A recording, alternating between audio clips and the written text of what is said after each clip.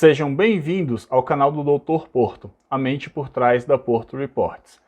Neste vídeo, falaremos sobre o desenvolvimento de peptídeos com alta afinidade a protease do vírus SARS-CoV-2. Então, o assunto do vídeo é Covid-19 e ele foi baseado no artigo Virtual Screening of Peptides with High Affinity for SARS-CoV-2 Main Protease. Foi publicado na Computers in Biology and Medicine. Você pode acessar o artigo pelo QR Code que está aparecendo aqui em cima ou pelo link que está aqui na descrição do vídeo. Então, tudo começa quando surge esse carinha aqui nas nossas vidas, né? Então ele surge lá em 2019, em Wuhan, na China, e aí rapidamente ele se espalha pelo mundo, dando origem então à pandemia do coronavírus. E aí, por conta dessa pandemia, várias vidas humanas foram perdidas, né? Atualmente esse número já está batendo 3 milhões de mortes. Por conta disso, então a nossa rotina ela foi alterada, né? Então novos elementos surgiram. Então a gente passou a utilizar máscara, utilizar álcool gel, lavar as compras, né? E evitar aglomerações. E nesse contexto, então, muitas pessoas começaram a trabalhar em home office e algumas cidades tiveram inclusive que enfrentar o lockdown, né? Isso tudo para a gente frear a disseminação do coronavírus. Felizmente, hoje já existem vacinas para o coronavírus. Nos Estados Unidos, por exemplo, a FDA já aprovou 3 vacinas, a Pfizer and BioNTech, a Moderna e a da Janssen. E também aprovou um fármaco, né, para o tratamento, que é o Remdesivir, mas apenas para casos muito específicos. E aí, o que acontece? Então, a gente continua com muitas mortes, né? Enquanto a vacinação não atingir uma grande parte da população, muita gente ainda vai continuar sendo afetada. Então, como eu disse, a gente já tem mais de 3 milhões de mortes no mundo todo. E, para complicar a situação, estão surgindo novas variantes do coronavírus. E aí, essas variantes, elas podem ser ter um potencial infectivo maior, né? Então uma transmissibilidade maior, não necessariamente uma mortalidade maior, mas eventualmente pode ser que surjam variantes que as vacinas não consigam nos dar imunidade, e a gente voltaria então para o início de tudo. Então, pensando nisso, a gente tem que continuar a desenvolver alternativas para tratamentos para o coronavírus, né? Então, com base nisso, a gente tem 2 estratégias principais. A primeira é o reposicionamento de drogas, que é uma estratégia que é muito elegante. Por quê? Essas drogas elas já estão aprovadas para o uso humano, né? Então, elas só precisam ser testadas, né, contra o vírus para a gente conseguir identificar uma droga que seja efetiva e fazer ali eventualmente algum ajuste de dose. E aí a gente poderia ter um tratamento em potencial. E do outro lado, a gente tem uma estratégia que é desenvolver uma droga do zero, né? Então começar a pesquisa completamente nova. E aí a grande desvantagem é justamente ter que passar pelas fases clínicas, né? Então fase de teste 1, 2 e 3 e depois ainda tem a fase 4, né? Fora ensaios em modelos animais e ensaios em vivo, que são as fases mais preliminares antes da gente chegar nessa fase de testes em humanos. E aí, nesse contexto de desenvolver novas drogas, é importante que a gente entenda como funciona o ciclo viral, né? É importante a gente conhecer o nosso inimigo. Então, como que o vírus se multiplica, né? Então, essa imagem é do artigo de Sherrin e colaboradores de 2020, vocês podem acessar ele aqui pelo QR Code, o link também está aqui na descrição. Então, inicialmente, o vírus está ali circulando no corpo, e aí ele vai interagir com as células por meio do receptor ACE2, né? E a proteína spike que está representada aqui com esses pirulitinhos cinzas aqui no vírus. Com isso, ele vai entrar na célula, e aí o genoma do vírus então vai ser lançado aqui na célula, e aí vai traduzir então as 2 ORFs aqui, né, ORF-A e ORF-B, gerando então as poliproteínas virais. E aí essas poliproteínas virais, depois elas vão ser clivadas por enzimas, né, enzimas do próprio vírus, e aí vão começar a replicar outros componentes virais, né? E aí, gerando aqui mais material genético do vírus, e aí depois esse vírus, então, ele vai ser... esses componentes, né, então eles vão ser ali combinados, formando novas partículas virais, que aí posteriormente elas vão ser lançadas para fora da célula para infectar outras células. Então, nesse contexto, então, como eu disse, o vírus ele tem duas poliproteínas. Essas duas poliproteínas são proteínas, vão ter proteínas que vão estar grudadas umas às outras e formar uma proteína muito extensa, né? E isso vai ser picotado depois. E aí isso vai ser picotado em 16 proteínas não estruturais, né? Que são essas proteínas que vão ajudar depois o vírus a criar as partes estruturais dele. E aí, nesse contexto, ele apresenta duas proteases, né? Essas proteases, elas têm papel fundamental porque são elas que vão lá cortar aquela poliproteína. E aí liberar, então, essas enzimas do vírus para ele terminar de escravizar a célula infectada. E aí, nesse contexto, então, essas proteases, elas são o calcanhar de Aquiles do vírus, porque se ele não conseguir picotar a poliproteína, ele não consegue seguir nos passos do ciclo viral. E aí, então, nesse contexto, a gente pode buscar novas moléculas, né? E aí, uma das alternativas é justamente o desenvolvimento de peptídeos. Os peptídeos, eles são moléculas que são multifuncionais. Isso porque eles são compostos de aminoácidos. E os aminoácidos, eles vão acabar funcionando como se fossem blocos de Lego, né? Então a gente consegue alternar esses aminoácidos e dar funções diferentes a esses peptídeos. Então, dessa forma, a gente consegue criar até moléculas que sejam capazes, né, de inibir o próprio coronavírus. E aí, no contexto dos peptídeos, existem 3 técnicas principais para o desenvolvimento desses fármacos. Então, a primeira delas é o phage display, que é uma técnica in vitro, né? Então, o phage display ele é baseado num tipo de vírus que é um vírus que infecta a bactéria, que é um fago. Então, esses peptídeos eles vão ser engenheirados para aparecer na cápsula desse fago. E aí, então, vários fagos diferentes vão ser colocados numa placa onde vai ter lá a protease do vírus. E aí, se o peptídeo que tiver na cápsula do fago tiver afinidade, ele vai se ligar à protease e vai ficar lá preso. A placa, então, vai ser lavada. E aí, quando ela for lavada, quem não tiver afinidade sai e os fagos com afinidade ficam, né? E aí depois a gente consegue recuperar esses peptídeos por meio de sequenciamento. De forma similar, a gente tem as Peptide Libraries, que são bibliotecas de peptídeos, né? Então os peptídeos são sintetizados de forma aleatória, e aí eles são expostos à protease do vírus, né? E aí, de novo, vai ocorrer uma etapa de lavagem, onde quem não tem afinidade sai e quem tem afinidade fica. E aí depois essa informação é recuperada e por meio de sequenciamento a gente consegue descobrir quem ficou ligado à protease ali. E finalmente a gente tem a estratégia do docking molecular, que já é uma estratégia computacional, né? Então é uma estratégia baseada em simulação. E aí o que é esse docking? É literalmente o que a gente está vendo na imagem aqui. É aquele brinquedinho de bebê, né? Então o que a gente tem lá as formas, tem o quadrado para encaixar no quadrado, tem a bolinha e tem o triângulo. E aí cada forma encaixa ali no seu buraco. Só que dependendo aí da qualidade do brinquedo, né, se a gente colocar o círculozinho de lado, ele consegue encaixar na forma do quadrado.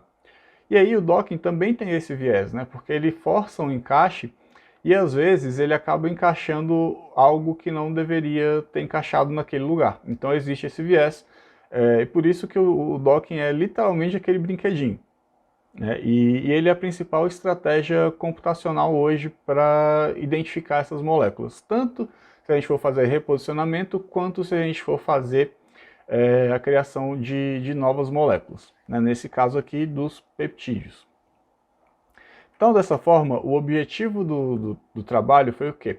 Então a gente ia fazer a descoberta de novas moléculas, né, do zero. Essas moléculas, então, seriam peptídeos, que seriam descobertas por meio de docking contra a protease viral, né? Então, a estratégia no final, o objetivo é o quê? É criar novos peptídeos contra a protease do vírus por meio do docking. Então, para isso, nós criamos essa arquitetura de sistema aqui para poder fazer essa triagem, né? Então funcionou como uma arquitetura de cliente e servidor, onde a gente tem aqui no painel A, né, nós temos aqui um notebook representando o cliente e aqui representando o servidor um Raspberry Pi. No lado do cliente, nós temos alguns arquivos, né? Então a gente tem o ga.pl, né, que é um algoritmo genético escrito em Perl. A gente tem um cache.txt, que é um arquivo onde vão ser gravados algumas informações dos peptídeos para ser recuperado depois. Um script em Python para fazer modelagem, né, das estruturas desses peptídeos. E finalmente aqui o Autodoc, né, que aqui ele está representado como um arquivo só, mas a gente tem o Autodoc Tools e o Autodoc Vina, que é quem faz o docking. Já do lado do servidor, a gente tem um servidor Apache rodando, né, que ele que faz o site ficar ali disponível. E a gente tem aqui um index.php, que é quem vai fazer a conexão ali com o nosso banco de dados, né, onde a gente vai persistir as nossas informações, e aí desse modo então o cliente e os servidores vão ficar trocando informação o tempo todo. E aí então, indo agora aqui para o algoritmo genético, né, então nós chegamos aqui. Então o que é esse algoritmo genético? Ele é um algoritmo que ele é baseado na teoria da evolução lá proposta por Darwin e Wallace. Então, eu vou abrir uma licença poética aqui rapidamente, só para deixar mais claro como vai funcionar, né? Então, vamos imaginar que a gente está com uma população de pavões, né? Então, a gente tem vários pavões e a gente sabe que o pavão que tem a cauda maior e mais bonita é aquele que tem mais chance de se reproduzir e deixar mais descendentes, né? Então, a ideia aqui do algoritmo genético é justamente essa, né? Então, a gente vai ter um valor de fitness, né, que é um valor de aptidão, que é justamente essa probabilidade do indivíduo se reproduzir e deixar mais descendentes para a próxima geração, né? Então, por exemplo, o fitness do pavão ele está ligado diretamente à beleza de sua cauda. Então, como é que vai funcionar aqui o nosso algoritmo genético? Então, a gente vai ter uma população inicial de peptídeos, né? Então, um conjunto inicial ali de moléculas. Aqui, então, foi composto por 19 sequências com 5 aminoácidos. E aí, são, por exemplo, 5 alaninas, 5 triptofanos, 5 lisinas, por exemplo. E aí, essas sequências, então, elas são pareadas randomicamente, né? Então, a gente tem uma população ali pequena, ela vai ser, vamos formar vários pares, e esses pares vão ser cruzados aqui no sistema de crossing over. Então, por exemplo, a gente pode cruzar a sequência que tem 5 alaninas com a sequência que tem 5 triptofanos.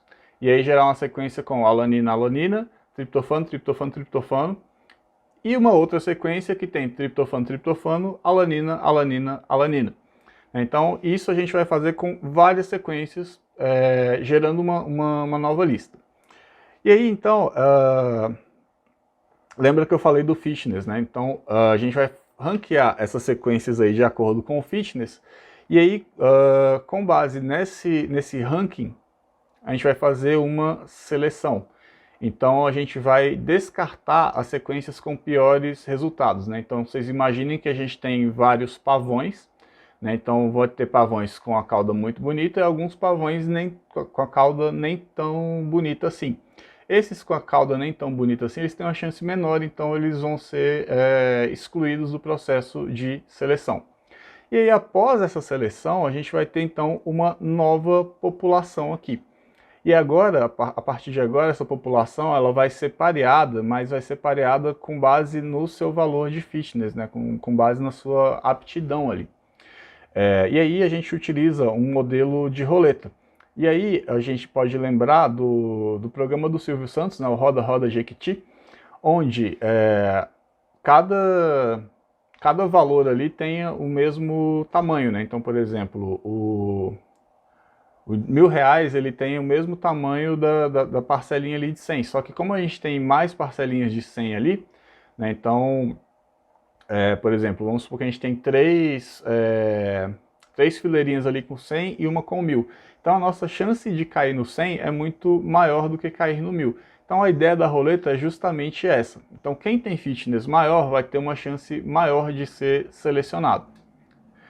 Então a partir disso, a gente faz aqui o pareamento, aí vem para o crossing over, e aí faz a avaliação do fitness novamente, faz uma nova seleção, gera uma nova população, e aí faz o pareamento de novo. E aí isso se repete aqui por 50 vezes. E aí, então, o algoritmo ele tem um detalhe especial que é justamente essa função de fitness, né? Que ela, no caso aqui, ela foi dada pela afinidade do peptídeo à proteína do vírus, né? A protease viral. E aí ela foi dada justamente pelo docking molecular, né? Ele retorna para a gente um score, ou um valor de energia, e aí a gente utiliza esse valor retornado pelo docking como função de fitness. Então, se lá para o pavão a gente tinha a cauda bonita, aqui a gente vai ter afinidade pela enzima. E aí como é que funcionou então a função de fitness, né? Então a gente vem aqui para o nosso diagrama de sequência. Então a gente tem aqui o algoritmo genético, e aí ele vai fazer uma requisição aqui para a função de fitness. E aí a função de fitness, a primeira coisa que ela vai fazer é vir aqui no nosso cache, né, o nosso arquivo onde estão salvas algumas informações das sequências. E aí ele vai perguntar, cache, você tem a informação dessa sequência aqui? Aí se ele tiver um valor, ele já vem aqui para a gente e retorna para o algoritmo genético. Agora, se o cache não tiver esse valor, então a função de fitness vai perguntar lá para o nosso REST API, né, lá para o nosso servidor. Então, servidor, tem no nosso banco de dados aí a informação desse peptídeo? Se tiver essa informação, ele vai salvar aqui no cache, né?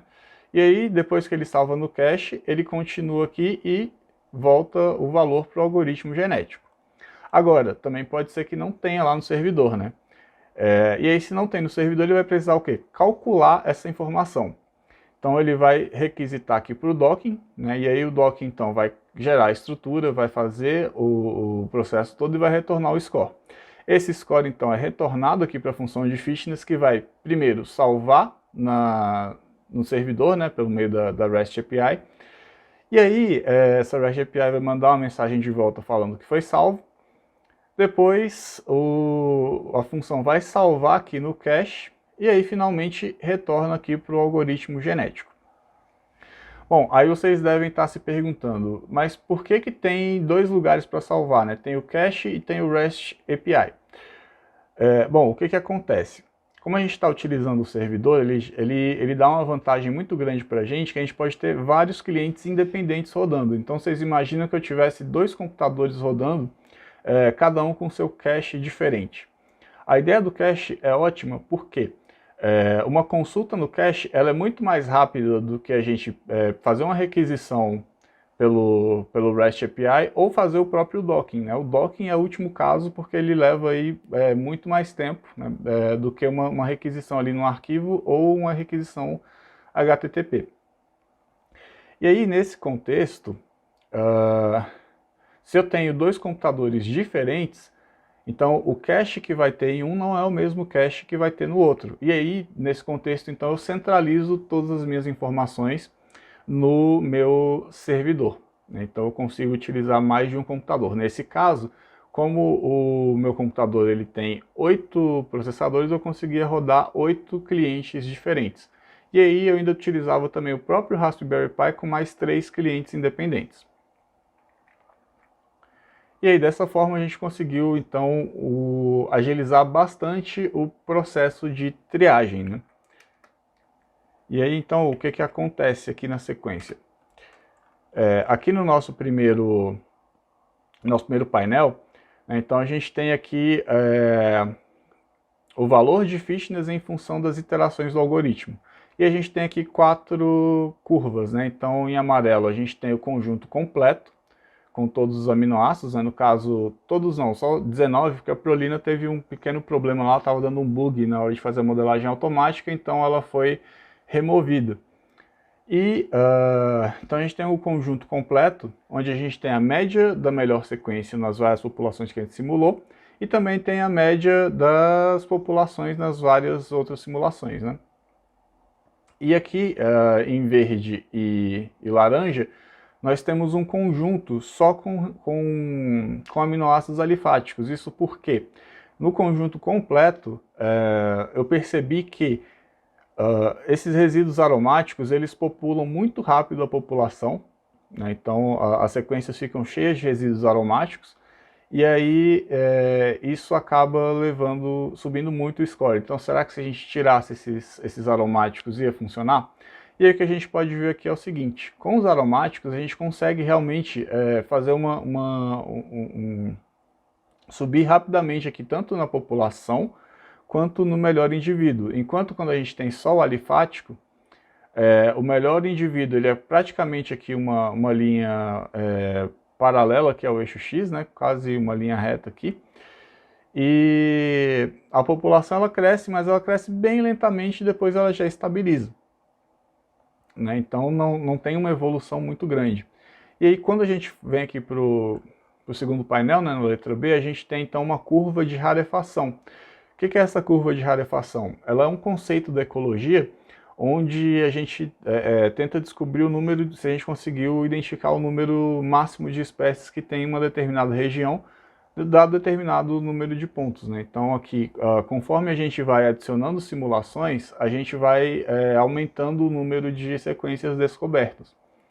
E aí quando a gente tem o conjunto completo, né, a gente já tem, a gente quase atinge aqui o platô, né? Então a gente consegue descobrir quase todas as sequências desse conjunto, enquanto no alifático ele ainda está crescente. Então se a gente rodasse mais simulações do alifático, a gente ia conseguir chegar em mais sequências.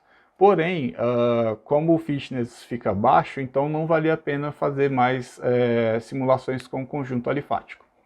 E finalmente aqui em C a gente tem a combinação então no diagrama de Venn, né, do nosso conjunto completo, do conjunto só dos alifáticos e do conjunto que estava ali salvo no MySQL, né, no nosso banco de dados.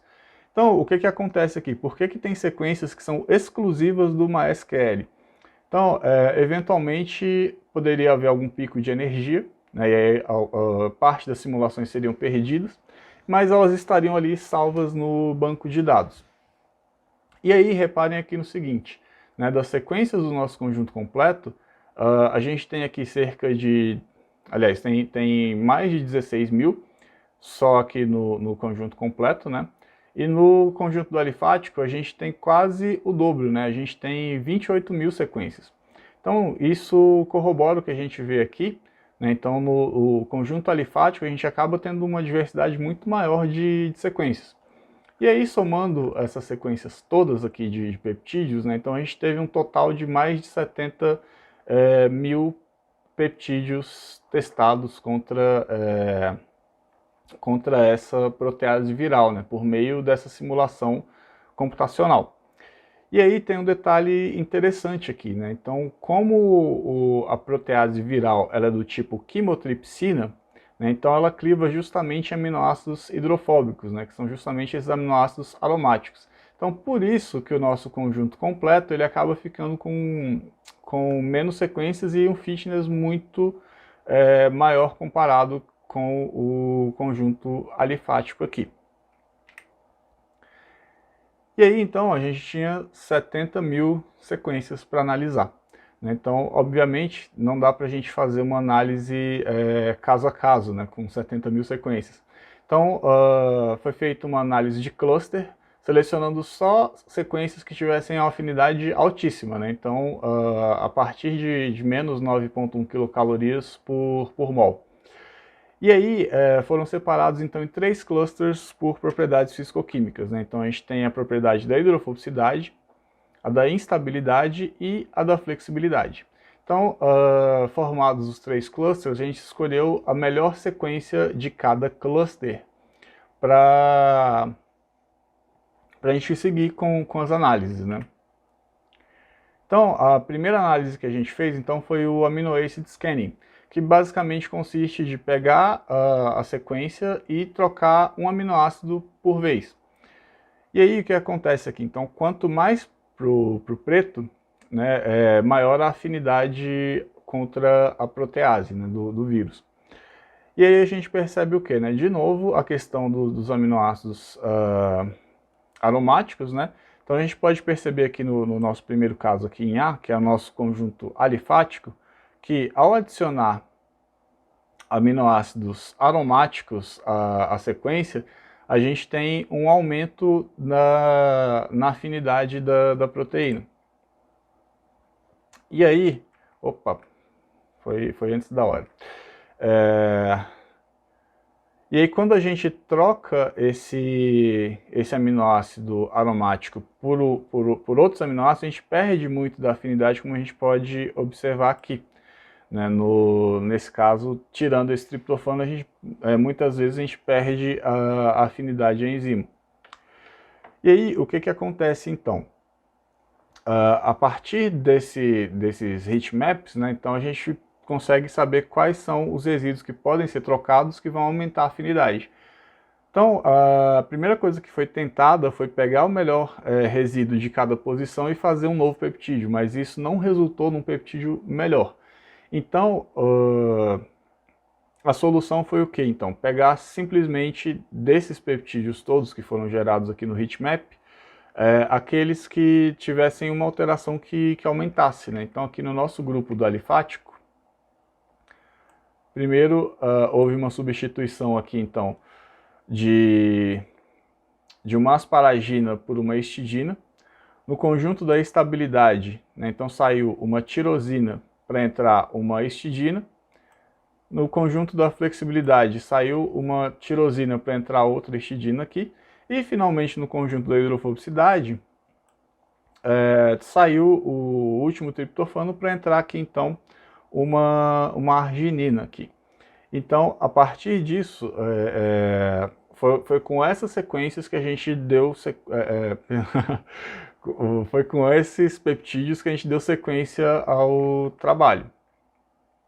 E aí agora a gente fez então os dockings com o máximo de exaustividade, né? Porque até então a gente estava utilizando uma exaustividade menor pelo número de peptídeos que a gente tinha para testar. Então agora que a gente só tem 4 peptídeos, a gente consegue utilizar o processamento total do computador.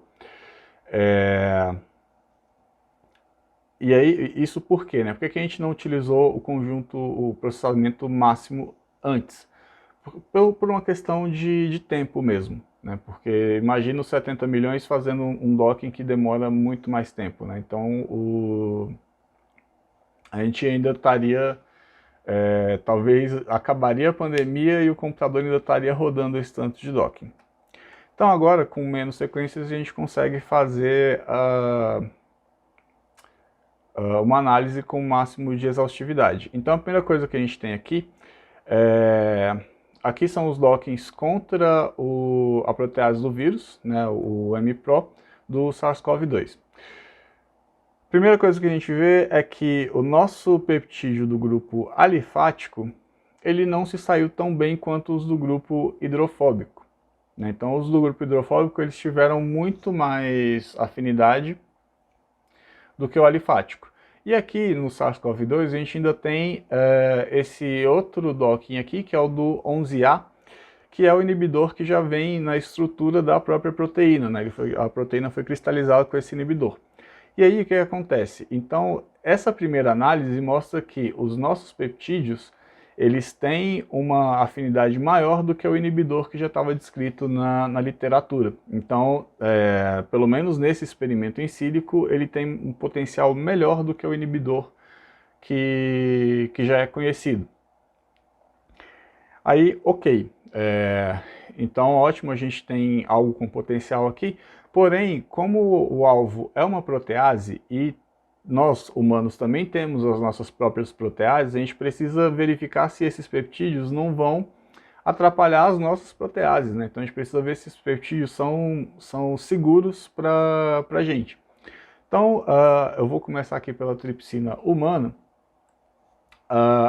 A protease do vírus ela é do tipo quimotripsina, né? Então, como eu disse, ela cliva em aminoácidos aromáticos. Já a tripsina, ela cliva em aminoácidos carregados positivos.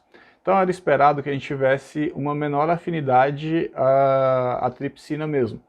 E foi o que a gente pôde observar aqui, né? Então, como está todo mundo na mesma escala, né? Então, os nossos peptídeos aqui para a protease do vírus, eles estão aqui entre -10 e -9, enquanto para a tripsina humana, eles estão aqui de -9 a -7, né? Desconsiderando aqui o nosso grupo alifático, claro. Então, o que acontece? Estatisticamente, o nosso peptídeo ele vai preferir a protease do SARS-CoV-2 do que a tripsina humana, o que já é muito bom. Mas e se a gente for comparar com a quimotripsina, né? Que a quimotripsina cliva no mesmo lugar que a proteína do vírus. E aí, quando a gente chega na quimotripsina, aí de novo, né, o nosso conjunto alifático aqui, ele fica com menor afinidade, porque ele também não tem nenhum aminoácido aromático, né? Embora ele tenha ali uma histidina que tem um anel, né? Mas ele não tem não tem um aromático hidrofóbico ali. E aí o que a gente consegue observar? A gente observa que o nosso conjunto da hidrofobicidade ele tem mais afinidade à quimotripsina humana do que a quimotripsina viral. Ou seja, ele não é um bom candidato para desenvolvimento de fármaco. Já os outros dois aqui da instabilidade e da flexibilidade, eles preferem a protease do vírus do que a protease humana. Então, esses dois aqui, eles têm potencial para se tornarem fármacos, né, mais no futuro. E aí, quando a gente vai olhar esses dois carinhas aqui em detalhes, a primeira coisa que a gente observa aqui em A, então a gente tem a sobreposição dos dois peptídeos e do inibidor 11A. Né? E aí a gente percebe o quê? O grupo indol, né, então, que está aqui, né, que é esse grupo do triptofano, então nos dois peptídeos e no inibidor 11A, eles ficam na mesma posição, né? Então o que indica que os peptídeos têm esse potencial realmente de inibir a proteína. E se a gente olhar aqui agora os peptídeos em detalhes, a gente observa aqui então que é o triptofano 4, né, nos dois peptídeos, né, é a mesma sequência de triptofano 4, mesmo aminoácido, perdão, na mesma posição. E com um detalhe de que os dois peptídeos eles têm uma sequência em comum aqui. Se a gente for observar, olha só, a gente tem HYW, né? A gente tem aqui de novo HYW. Então, esse nosso segundo peptídeo aqui, ele poderia ligar de duas formas diferentes, né? Então, ele poderia ligar utilizando o HYW aqui nessa posição. No entanto, o que chama a atenção é que ele liga com o triptofano 4 aqui na mesma posição, né? Então, apesar da sequência ser parecida, é o triptofano 4 que realmente está sendo importante aqui para essa ligação. E aí, então, quais seriam as possíveis aplicações para esses peptídeos? Então, a primeira delas seria que um inibidor da replicação viral, né? Isso imaginando que o peptídeo ele vai conseguir ligar e inibir. Só que a gente tem que lembrar lá atrás do nosso ciclo viral, né? O vírus só libera essas proteínas quando ele está dentro da célula. Então, se a gente lembrar também que os peptídeos eles podem funcionar como Lego, né? Então a gente pode ligar uma parte na outra. Então, se a gente basicamente ligar aqui o nosso peptídeo a um outro peptídeo que seja capaz de entrar na célula, então a gente tem uma molécula com duas funções. Uma que é entrar na célula e a outra que é inibir a protease. E aí, nesse contexto, com a protease inibida, o vírus não consegue se replicar. E aí, o organismo ganharia tempo para combater a infecção. E aqui do outro lado, a gente tem uma outra alternativa que é um pouquinho mais radical, né, que seria criar uma toxina para matar células infectadas. Aí, de novo, a gente volta com a questão do Lego. Então, a gente teria outras partes ali intercambiáveis se encaixando, né? Então, por exemplo, a gente continua com o Cell Penetrating Peptide, né, porque a gente precisa que o peptídeo entre na célula. Aí a gente teria aqui, então, a toxina em verde. E aí, para essa toxina não sair matando tudo, a gente teria um inativador da toxina, que seria essa pecinha aqui em vermelho. E aí, enquanto eles estiverem ligados, a toxina se mantém inativada, né? E aí eles são ligados justamente por quem? Pelo nosso pentapeptídeo. Isso supondo que, no caso dele ligar lá e ser clivado, ele tem uma afinidade muito grande, né, com a protease. Então a protease, antes de qualquer coisa, ela vai clivar esse nosso peptídeo aqui. Então quando ela clivar isso daqui, ela vai soltar essa cadeia aqui, né, e vai liberar a nossa toxina, e a toxina vai e mata a célula. Claro que isso daqui é um pouquinho mais radical, mas é muito melhor perder 10% do pulmão do que perder o pulmão inteiro. Então, nesse sentido, a gente teria essas duas aplicações, né? Então, seria literalmente um fármaco para curar a Covid, né? Lembrando novamente que a vacina não é a cura, ela é a precaução, né? Então, claro, a gente ainda está no estágio muito preliminar, né? Então isso tudo ainda é simulação computacional, ainda teria que fazer outros testes, primeiro em células, né? Depois em animais, até chegar em humano. Então ainda demora, né? Mas esses dados eles podem ajudar a desenvolver outros fármacos, né? Então, inclusive, já tem alguns peptídeos que são Cell Penetrating Peptides, que são baseados aí no próprio corona, né? Ou então, esses peptídeos eles podem ser adicionados a outros grupos químicos, né, gerando aí outros tipos de moléculas que também podem ajudar ao combate à pandemia. Então, essa estratégia seria literalmente a gente criar ali um comprimido, né? Então a pessoa pega ali pega o Covid, e aí ela vai na farmácia, compra esse comprimido, como se fosse tomar um antigripal comum, né? E aí teria uma redução nos sintomas. Então é isso, gente. Então deixe seu like no vídeo, se inscreva no canal e ative o sininho. Siga a Porto Reports lá no Instagram e acesse também o nosso site, portoreports.com. E é isso, muito obrigado pela audiência e até a próxima.